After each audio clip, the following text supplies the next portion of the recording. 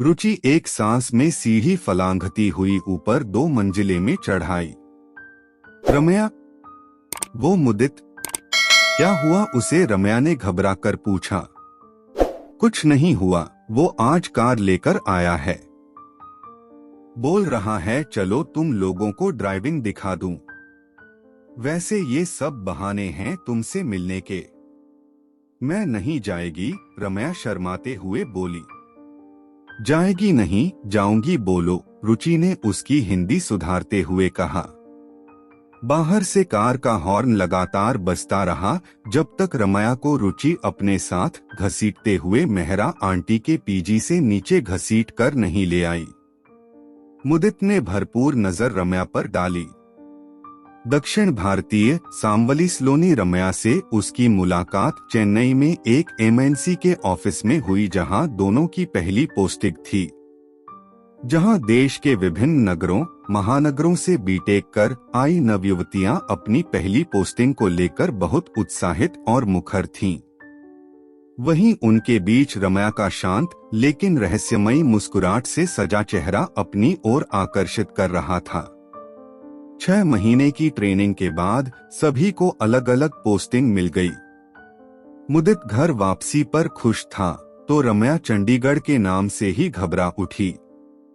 रम्या आंध्र प्रदेश के गुंटूर जिले से थी और रुचि मेरठ उत्तर प्रदेश से। दोनों चेन्नई में ट्रेनिंग के दौरान रूममेट के साथ ही बहुत ही अच्छी फ्रेंड बन गई थीं। यहाँ चंडीगढ़ में मुदित ने उन्हें अपनी कॉलोनी में ही पीजी दिला दिया था। मुदित हर वीकेंड में पीजी के बाहर धमक जाता और उन्हें चंडीगढ़ के कोने कोने से परिचित करवा देता। उन्हें आए 6 महीने हो गए थे। अब वे इस शहर से परिचित हो चुकी थीं। जहां रुचि चंडीगढ़ के फैशन में रंगने लगी थी, वहीं रम्या अभी भी ब्यूटी पार्लर का रुख न करती। रुचि उसे अपने साथ पार्लर घसीट कर ले जाती, मगर रम्या वहां जाकर भी सिर्फ मैगजीन के पन्ने उलट पुलट कर आ जाती। रम्या, तू फेशियल क्यों नहीं करवाती? रुचि ने उससे पूछ ही लिया।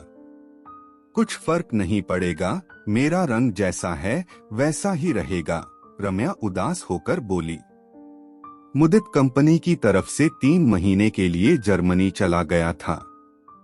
उस दिन वीडियो कॉल में बोला, तुम लोग मेरी माँ से मिलने चले जाना, उनकी तबीयत बहुत खराब है। वे दोनों इससे पहले मुदित की माँ से मिली नहीं थी। उसका घर खोजते हुए जब वे मुदित की माँ रजनी से मिली तो वे वायरल फीवर से ग्रस्त मिली। उनसे पता चला कि घर की नौकरानी भी हफ्ते भर पहले अपने गांव शादी में गई हुई है। घर बाहर वे अकेले ही संभाल रही थीं, लेकिन वायरल ने उन्हें बिस्तर में पहुंचा दिया। मुदित के पिता को दुनिया से गए वर्षों बीत चुके हैं।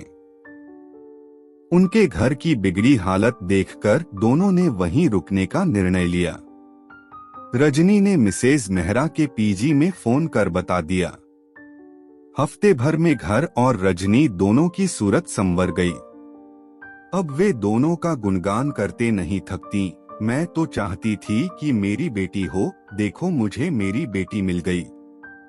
मुदित ने वीडियो कॉल में माँ से पूछा, माँ, अगले हफ्ते मैं भारत लौट रहा हूँ। अगर आपको कुछ मंगाना है तो बता दीजिए। मुझे वहाँ से कुछ नहीं मंगाना, मुझे यहाँ सब कुछ मिल गया है। मुझे बेटी चाहिए थी, ये देखो कितनी प्यारी बेटी मिल गई, कहकर उन्होंने रुचि को खींचकर अपने पास बैठा लिया। रुचि और मुदित खिलखिला उठे। मुझे एक सुघड़ बहू की तलाश थी, वो भी मिल गई, कहकर उन्होंने रम्या को अपने पास खींच लिया। रम्या ने शर्माकर मुंह झुका लिया। मुदित कुछ पल सन्नाटे में रहा, फिर बोला, माँ, आपने मेरे दिल की बात कैसे जानी? तेरे दिल की बात तो मुझे बहुत पहले ही समझ आ गई थी। जब भी तू रम्या की बात करता, तेरे चेहरे का रंग ही बदल जाता था, माँ ने मुदित को छेड़ते हुए कहा। अब समझा, वायरल फीवर तो बहाना था, आपको रम्या को पास से देखना समझना था, मुदित ने मुस्कुराते हुए कहा। रम्या के दिल की बात भी पूछ लो, रुचि ने रम्या को छेड़ा। मेरा दिल सबकी बातों से मर गया है, रम्या बोल पड़ी। कुछ पल की चुप्पी, फिर सब खिलखिलाकर हंस पड़े। रुचि ने कहा, दिल मर नहीं, भर गया है, बोलो। रम्या ने एक बार फिर शर्म से नजरें झुका लीं।